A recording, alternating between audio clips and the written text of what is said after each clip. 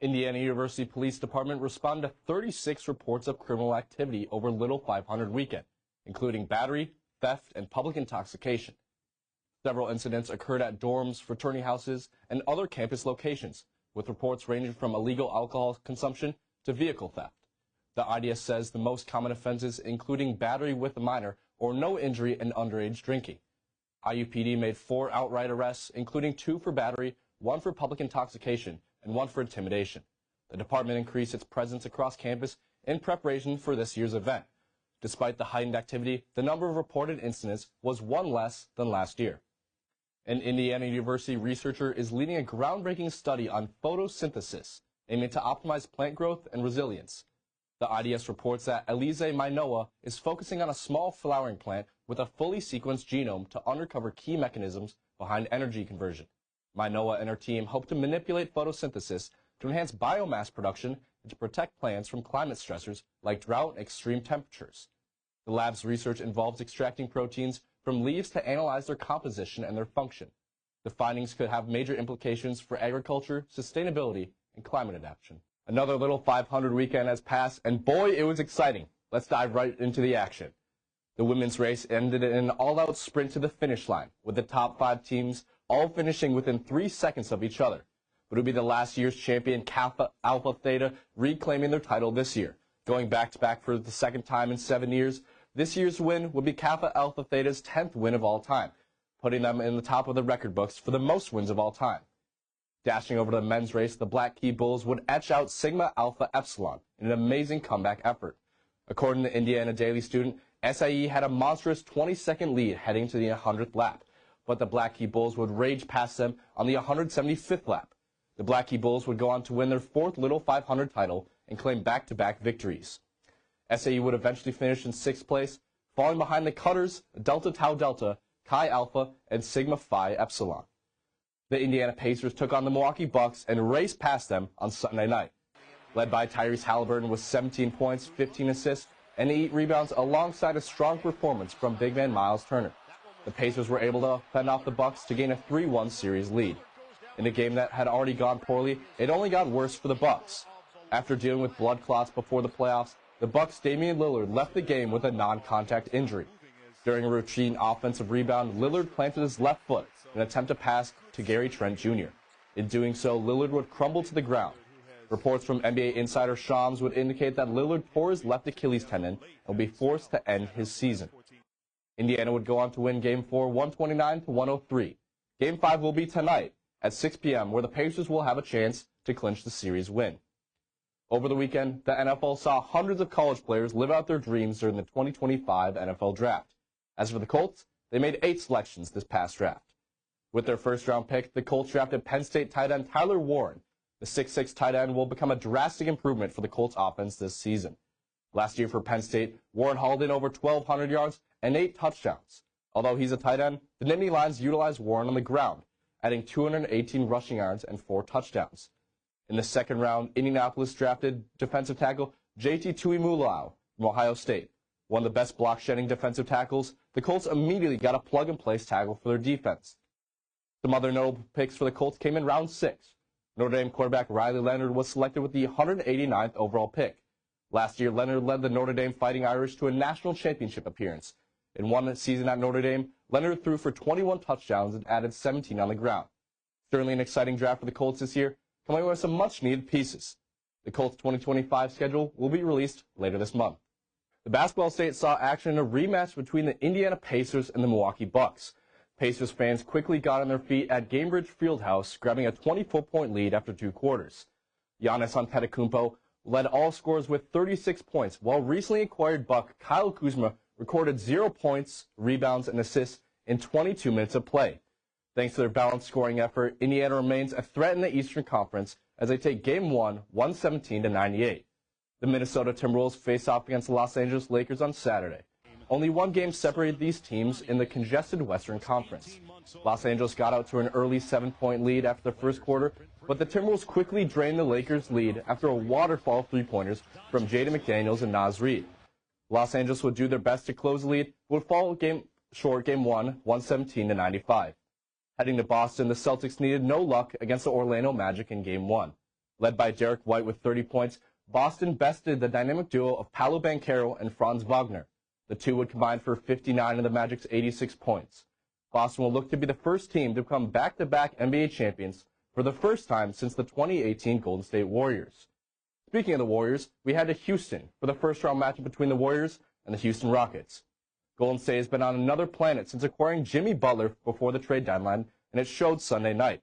The new duo combined for 56 points in their playoff debut and helped the Rockets stay in the atmosphere. Golden State 95, Houston 85. In Oklahoma City, the top-seeded team in the Western Conference took care of work against the Grizzlies. In only the second game where he scored under 20 points, MVP candidate Shai Gilgeous-Alexander wasn't needed for the blowout in OKC. Thunder caged the Grizzlies 131-80. As for the top seed in the Eastern Conference, Cleveland extinguished the Miami Heat in Game 1. Darius Garland, Donovan Mitchell, and Ty Jerome combined for 85 points. Cleveland will look to take a commanding 2-0 lead on Wednesday night. Heading to the Mile High City, the Denver Nuggets face off against the Los Angeles Clippers in Game 2 of their series. After a nail-biting Game 1 victory for the Nuggets, Clippers' Kawhi Leonard gave Denver a mile-high performance. Leonard gave Denver 39 points in their 5-point victory, including a late-game steal to seal the victory over Nikola Jokic and the Nuggets. The Detroit Pistons have finally done it. After collapsing in Game 1 against the New York Knicks, the Pistons snapped their historic playoff losing streak Monday night. Dennis Schroeder needed to be tested for having ice water in his veins after last night's game. After hitting a crucial tie-breaking three with 55 seconds to go, he sent the Pistons bench into a frenzy. And that three would hold as Detroit snaps their 15-game postseason losing streak and their first playoff win since 2008. Now on to the NHL playoffs. The Battle of Ontario, a dormant dogfight between the Toronto Maple Leafs and the Ottawa Senators, has finally been reignited after 21 years. Toronto, Ontario's capital, also home to the tallest building in the Western Hemisphere, the CN Tower. The only thing longer in Toronto, their 57-year Stanley Cup playoff drought. On the other side, the Senators with their first playoff appearance since 2017. In Game 1, Toronto overthrew the Senators 6-2, thanks to a valiant effort from their core four. Can Ottawa turn over a new leaf and come back in the series? We will soon find out. Heading over to Sin City, the Minnesota Wild took on the Las Vegas Golden Knights. Thanks to an unsung hero in Brett Howden's 2-goal game, the Golden Knights ripped off the armor of Philip Gustafson and company. Minnesota Wild's Matt Boldy would add on 2 goals of his own, but it would not be enough. Golden Knights win 4-2.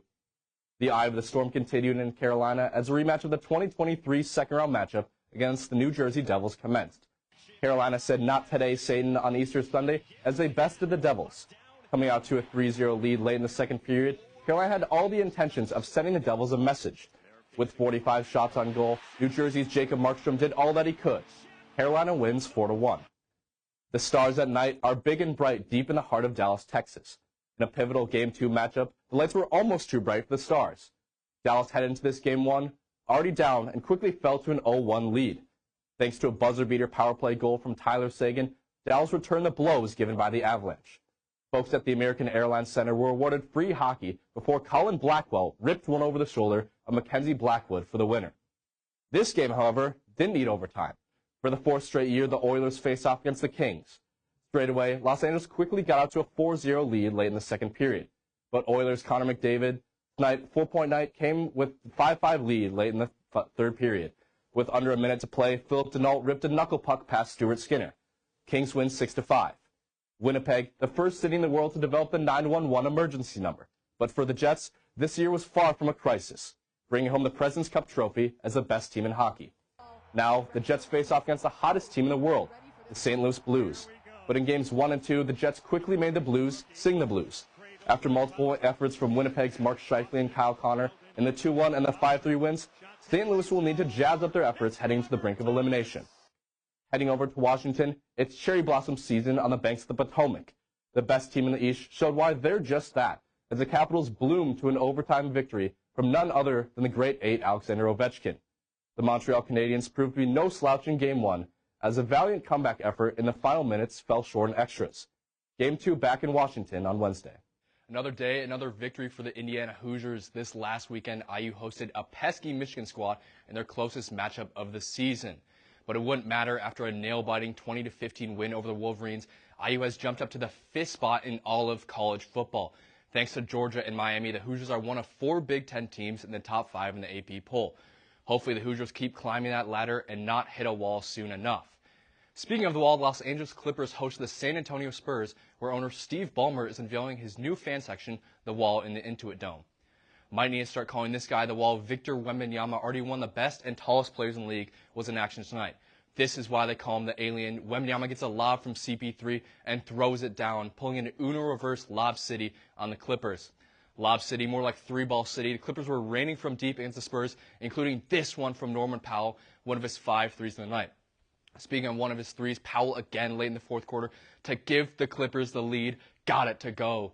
But how about Golden Gopher legend Amir Coffey? He's not the coffee, he's not the drink, but Coffey is potting those threes. You want another Minnesota guy? Former Timberwolves legend Chris Dunn loads this one and gets it to go. But we couldn't leave out the former MVP now, could we? James Harden turning back the clock like it's 2018 and won. And after holding the Spurs to only 18 points in the fourth quarter, the Clippers stole this one from the Spurs, being down as much as 26 as 1 point. LA shoots an impressive 51% from three to take this 113-104 victory. Thanks, guys. It's that time of the year once again. The Super Bowl is upon us and is featuring a familiar matchup from only a few years back. A newly revamped Philadelphia Eagles team versus the dynasty that is the Kansas City Chiefs. Only 2 years ago, the Chiefs defeated the Eagles in a thrilling 38-35 victory. Thanks to stellar play from Patrick Mahomes, the Chiefs came out the game victorious. Now, looking for their 4th Super Bowl in 5 years, Kansas City is looking to do something that has never been done before in the NFL. Three-peats. But you can't count on the Eagles just yet. Thanks to a 2,000-yard season from running back Saquon Barkley, the Eagles are looking for vengeance. The game will kick off at 6:30 p.m. this Sunday in Caesars Superdome in New Orleans. Moving on from football, let's head over to some basketball. Indiana men's basketball traveled to Madison, Wisconsin to take on the 21st ranked Wisconsin Badgers. In what looked like a potential upset matchup for the Hoosiers turned into a similar trend that they're facing this season. The Badgers got out to an early 12-point lead at halftime thanks to a balanced scoring effort from their backcourt duo of John Tonji and Max Plesmet. The Hoosiers really couldn't get their scoring going the whole night as they shoot 40% from the field and 26% from deep. Indiana has now fallen to the Badgers for the 21st straight time at the Kohl Center. Final score: Wisconsin 76, Indiana 64. On a brighter note, the Indiana women's basketball team is getting things rolling once again. After an impressive 76-6 victory over the Nebraska Cornhuskers this past Sunday, the Hoosiers are setting their sights tonight on the Rutgers Scarlet Knights. IU comes this game on a 2-game winning streak while holding a 14-7 overall record. On the other hand, Rutgers is looking to gain some momentum heading into the final half of the season. Led by junior guard Yarden Garzone, the Hoosiers are looking to hand the Scarlet Knights their 11th conference loss this season. However, it won't be an easy task as the Hoosiers look to blanket Keomi McMiller and Destiny Adams. A new bill targeting diversity, equity, and inclusion could impact Indiana University. Senate Bill 289 would restrict state funding for DE&I offices and positions. The bill would allow for non-credit programming that promotes cultural and intellectual diversity. IU officials say the bill's language remains unclear, sparking discussions about renaming DE&I offices and adhering to scholarship criteria. Last year, a complaint was filed against IU over race-based scholarships, which may need to be revised to comply with the law. Senate Bill 289 is still moving through the legislature, with supporters calling it a step toward fairness. Critics warning it could weaken inclusion efforts. IU encourages students and faculty to stay informed as the bill progresses. In Indianapolis, it has officially earned R1 status, making it the city's only top-tier research university. This prestigious designation recognizes the highest level of research activity, placing IU amongst an elite group of institutions nationwide. IU President Pamela Whitten says this milestone highlights the university's commitment to both innovation and bold ideas. With more than $76.8 million in research expenditures and 88 doctoral degrees awarded in 2023, IU Indianapolis exceeded the R1 requirements. Campus leaders say the recognition will help attract top researchers and funding. Thanks, guys. The second weekend of March Madness is upon us. We have some exciting matchups this week. Led by Mark Sears, the Alabama Crimson Tide will face off against Richie Saunders and the hot-shooting BYU Cougars, who are coming off an impressive 91-89 win against Wisconsin. Certainly their toughest matchup yet. Let's see if the Cougars continue their God-sent run to the Elite Eight. Coming up at 7:39 tonight, the Crab Five take on the Florida Gators. After 2 scares for both teams last week, highlighted by a Derek Queen game winner against Colorado State, the Terrapins will travel to California with a chance of their first Elite appearance since 2016. Moving on to the night games, Caleb Love has a chance to best Duke for the 6th time in his career. The only thing standing in his way, The main event, Cooper Flagg and one of the best NCAA teams of all time standing behind him. Tip-off will start at 9:39 tonight. To cap off the night, John Calipari and the red-hot Razorbacks take on the Red Raiders of Texas Tech. After back-to-back upset wins against Kansas and St. John's, the Razorbacks are peaking at the right time. Texas Tech will be looking to get past the regional semifinal for the first time since their 2018-19 season. Moving on from the hardwood to the diamond, MLB opening day is back. After a heartbreaking loss in the World Series last year, Aaron Judge and the New York Yankees look to bounce back this season with an opening day date against the Milwaukee Brewers. After earning a win this preseason, Carlos Rodon will get the nod as the Yankees' opening day pitcher. Moving on down the day, former MVP Bryce Harper will have a revenge game against his old squad, the Washington Nationals. Zach Wheeler and Mackenzie Gore will take the mound for their respective squads. At 4:15, we will see another revenge game. This time, it's Sonny Gray of the St. Louis Cardinals take on his former squad, the Minnesota Twins. To end off some of the highlighted matchups, the reigning World Series champions Los Angeles Dodgers will take on Tariq Skubal and the Detroit Tigers. Now that we're in the swing of things for golf season, the debut season of the TGL has concluded. The Atlanta Drive Golf Club took on the New York Golf Club in a best-of-3 final series. Atlanta took a 1-0 series lead on Monday night, beating New York 6-5 in their first match. But Atlanta found themselves in a hole early on in this one. Falling to a 3-0 deficit, Atlanta did something only the Patriots could replicate, a miracle comeback. Slowly chipping away at New York's lead in singles matches, Atlanta found themselves on hole 14 with a chance to win, thanks to whom they call the baton boy. Billy Horschel sunk an 18-foot putt to give Atlanta the lead. And that lead would hold as the Atlanta Golf Club would come out victorious in the first ever TGL season. Certainly a fun season of golf already, but there's more to come. The Masters are looming right around the corner. Back to you guys at the desk. The ACLU of Indiana has filed a lawsuit against the Department of Homeland Security. This action concerns the termination of legal status for 7 international students attending Indiana University campuses. Reporting by the Indiana Daily Student says the lawsuit challenges the termination of the students' F-1 visa status. The ACLU argues that Homeland Security violated the students' Fifth Amendment due process rights because they could not challenge the terminations. The IDS says IU is actively working to identify affected students and is providing them with individualized counseling. There is a concern that even social media posts or minor infractions like speeding tickets could potentially trigger a revocation. As Earth Day approaches, Indiana University's Environmental Resilience Institute is honoring 12 Hoosiers for their key contributions to sustainability across our state. These Hoosier resilience heroes are actively tackling critical environmental issues.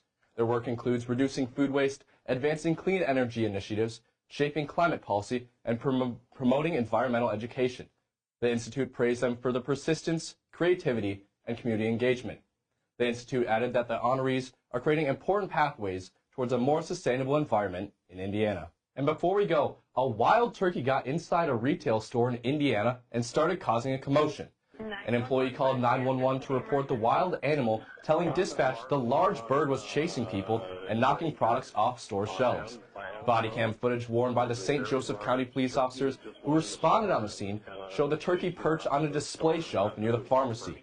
A K-9 officer approached the turkey and grabbed it by the feet and carried the bird safely outside.